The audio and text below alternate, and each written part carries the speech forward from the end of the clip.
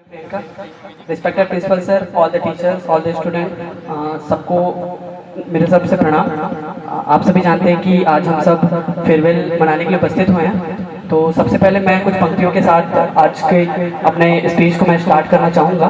अब अलग होगी मंजिलें और अलग होगा रास्ता, कैंपस की वो सीढ़ियाँ जमती थी जहाँ महफिलें, वो सीढ़ियों का स्टेज भी अब खाली करना पड़ रहा। आ गया वो मोड़ जिसमें अलविदा कहना पड़ रहा। बच्चे ही थे ना जब आए थे, ये पल भी कैसे ढल गए। हाथ में रिजल्ट मिला और हम सब सियाने हो गए। सेमेस्टर के एग्जाम सिलेबस सब कितने जल्दी हो गए। एक पल में अरसा गुजरने का ये दौर भी अब थम रहा। आ गया वो मोड़ जिसमें अलविदा कहना पड़ रहा। मेरे दोस्त ठीक से देख लो, कहीं कोई छूटा ना हो, कहीं तुम्हारी वजह से कोई दिल रूठा ना हो। भूल कर सब रंजिशें, गले मिल लो, फिर से मिलने का वादा कर लो, क्योंकि जा रहा है वक्त जो वो दोबारा आने से रहा।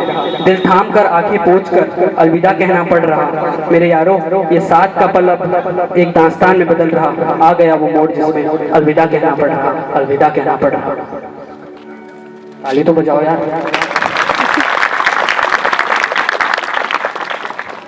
आप सभी जानते हैं कि हम आज फेयरवेल मनाने के लिए उपस्थित हुए हैं। तो सबसे पहले सब स्टूडेंट को 9 से लेकर 11 तक के और खासकर 11th वाले लोग को इतना अच्छा प्रोग्राम ऑर्गेनाइज करने के लिए, इतना सब मेहनत करने के लिए बहुत बड़ा थैंक यू मेरी तरफ से और टोटल 12th के स्टूडेंट की तरफ से आप लोग का बहुत बहुत धन्यवाद।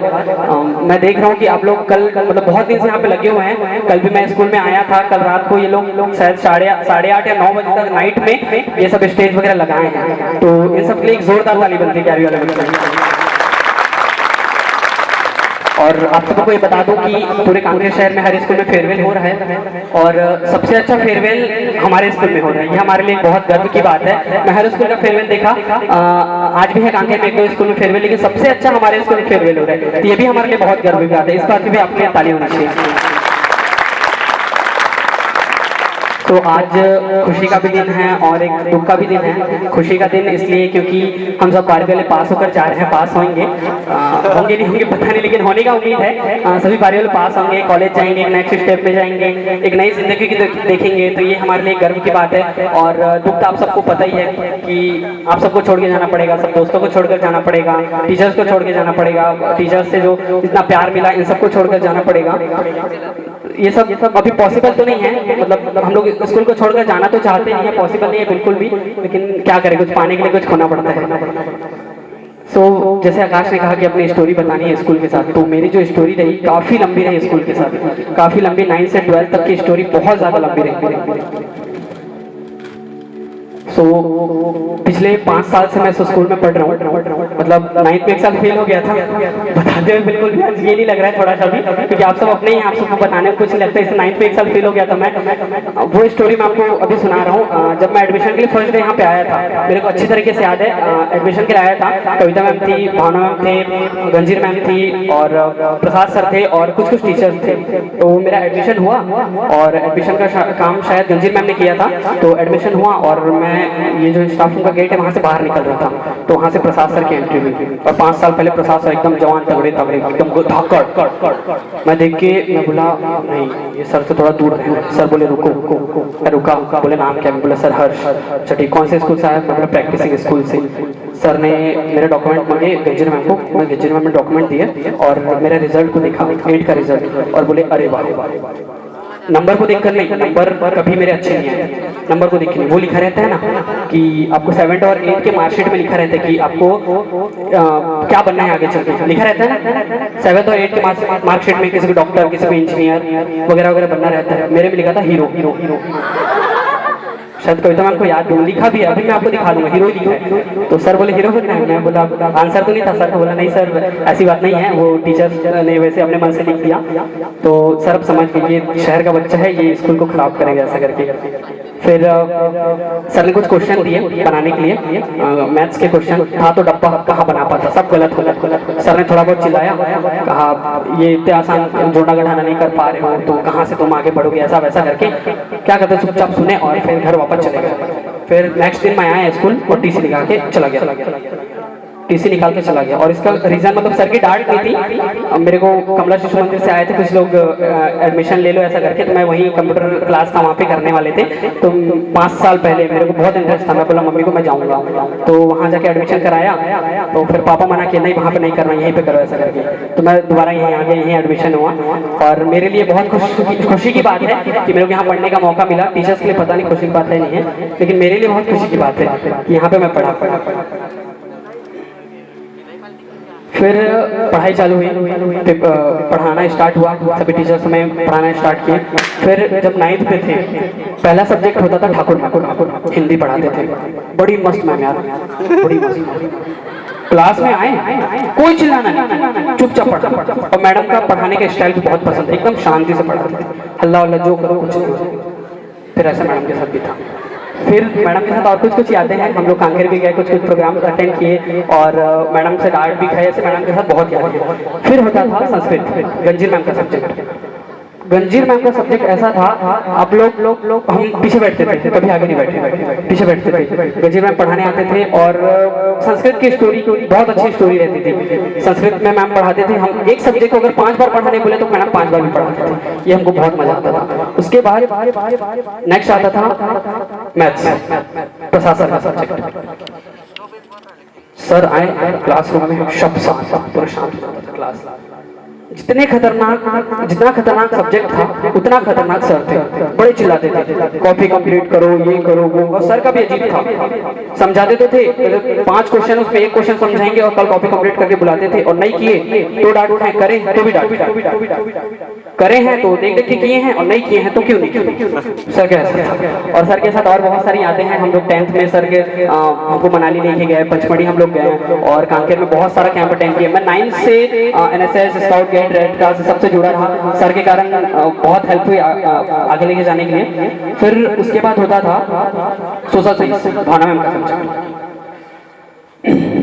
और भावना मैम मैं बता सकता हूँ मेरी फेवरेट टीचर है भावना मैम। इतना अच्छा मतलब वो पढ़ाते थे हम लोग को, मेरे को आज भी याद है। मैं खुद को खुश नसीब मानता हूँ कि मैं भावना मैम से पढ़ाई किया हूँ। 12th तक, 9th से लेकर 12th तक मैं भावना मैम से पढ़ाई किया, खुद को खुश नसीब मानता हूँ। और भावना मैम का ऐसा था कि कुछ भी पढ़ाते थे पता नहीं एक ही बार में हम लोग को समझ आ जाता था। इस ईयर में मैं ऐसे करने में मैं क्वार्टरली एग्जाम में और हाफ ईयरली एग्जाम में मैं सेकंड आया था भावना मैम के कारण, इतना अच्छा पढ़ाते थे। और भावना मैम से डर भी बड़ा लगता था। फिर आता था विज्ञान, कविता मैम का।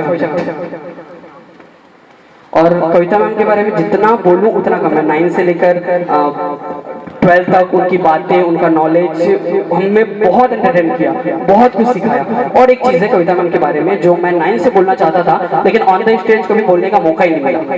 पूरी स्कूल में सबसे क्यूट मेरे को कविता मैम लगती है। एक क्यूट सी स्माइल, क्यूट सा फेस, क्यूट सा मतलब हर चीज़ एक कविता मैम का मेरे को बहुत पसंद है। और कविता मैम आज इतने एज की हो गए लेकिन कविता मैम के अंदर वो बचपना अभी तक है, वो मेरे को बहुत अच्छा लगता है। बीच में ताली बजा दोगे चल जाएगा। कविता मैम के बारे में मतलब बहुत क्यूट कविता मैम को हमेशा। और फिर कविता मैम के साथ हम लोग रायपुर भी गए थे, तो एक अपने बच्चे की तरह रायपुर तक लेके गए, वहाँ से लाए, वहाँ पर बहुत सारा जगह में मेरे को घुमाए, मतलब बहुत मस्ती कराए। उस दिन मैम को मैं थैंक यू नहीं बोल पाया था कि मेरे को वहाँ से यहाँ तक अच्छे से इतना दूर लेके गए। नेशनल स्पीच कॉम्पिटिशन मतलब पूरे छत्तीसगढ़ के लोग वहाँ पे आए हुए थे, छत्तीसगढ़ के स्कूल आए हुए थे, तो मेरे को वहाँ तक कविता मैम लेके गए, मेरे लिए बहुत गर्व की बात है। तो इसलिए मैं मैम को थैंक यू करना चाहूँगा। उसके बाद आता था मैथ्स, इंग्लिश, मंडावी मैम का सब्जेक्ट।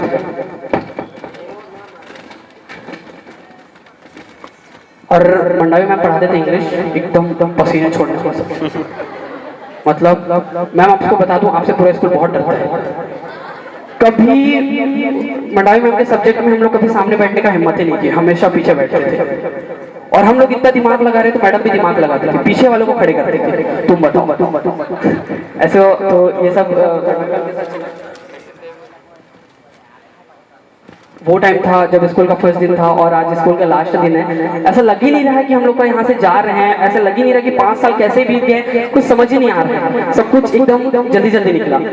सब 5 साल ऐसे 5 सेकंड के टाइप। अभी तो मेरे को लगा कल तो मैं स्कूल आया था, जस्ट कल ही एडमिशन लिया था, लेकिन आज यहाँ पर है। उसके साथ साथ श्रीवास्तव सर है जो हम लोग को इतिहास सब्जेक्ट पढ़ाते हैं, और इतिहास सब्जेक्ट पढ़ाने के साथ साथ भी हमें बहुत कुछ सिखाते हैं। और कुसुमा सर है, हमें अर्थशास्त्र पढ़ाते हैं, वो भी हमें बहुत कुछ सिखाते हैं। इस टाइप से बेंजोले सर हैं जिनसे हमने 11th में भूगोल पढ़ा था, और सर के पास बहुत नॉलेज है। आप लोग कभी बैठो, सर से बात करो, सर के पास बहुत नॉलेज है। सर छत्तीसगढ़ से बाहर के हैं, वहाँ पे इतने दूर आके आप लोग को पढ़ा रहे हैं, तो ये हमारे लिए बहुत अच्छी बात है।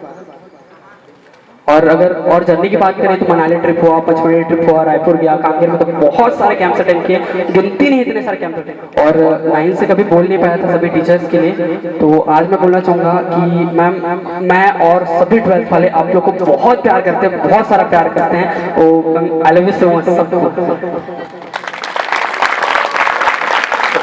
कुछ पंक्तियाँ हैं जो मैंने खुद से लिखी है, कुछ इधर उधर से टापा भी है, लेकिन बहुत सारी खुद से लिखी है मैंने, तो आप लोग को सुनाना चाहूँगा।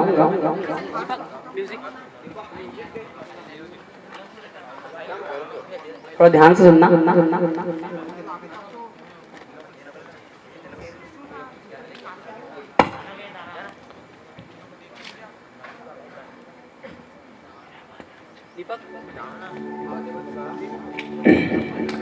था वो स्कूल का पहला दिन जब मैं यहाँ रोते हुए आया था, और आज स्कूल में मेरा आखिरी दिन है, और आज भी मेरे आंखों में आंसू हैं। शायद इसलिए भी क्योंकि मैं ये स्कूल की लाइफ कभी एंजॉय नहीं कर पाऊंगा। याद आती है मुझे क्लास की वो सारी मस्तियाँ जो हम किया करते थे, पहले पीरियड से आखिरी पीरियड तक अपनी ही धुन में जिया करते थे। वो स्कूल की छुट्टी से पहले छुट्टी मिलना बात ही कुछ अलग थी। वो क्लास में छींक कर और खांस कर मैडम को परेशान करना, और पकड़े जाने पर एक दूसरे का नाम लगाना। वो टॉयलेट जाना तो बस एक बहाना था, बस हमें तो अपना समय उड़ाना था। किसी को भाई भाई कहकर गले लगाना था, तो किसी को कहना था स्कूल के बाहर मैं तुझे बताता हूँ। और ऐसी ही अनगिनत यादें हैं जो हमने एक साथ बिताई है। पर मैं ये सोचता हूँ कि टाइम कितना जल्दी निकल गया, कि ऐसा लगता है कि यह बस अभी की बात है जब हम सब मिले थे, सब अलग अलग घर परिवार से आकर यहाँ पर एक हो गए। पर आज वो समय आ गया है जब हम सब अपनी राहें अलग अलग होने जा रही हैं, पर हमें हमारी यादें हमेशा जोड़े रखेंगी। एक साल में 50 मित्र बनाना आम बात है, लेकिन 50 साल तक एक मित्र से मित्रता निभाना खास बात है। कुछ सालों बाद ये पल बहुत याद आएंगे जब हम सब दोस्त अपनी अपनी मंजिल पर पहुंच जाएंगे। अकेले जब भी होंगे साथ बीते लम्हे बहुत याद आएंगे। पैसे तो बहुत होंगे पर खर्च करने के लिए लम्हे कम पड़ जाएंगे।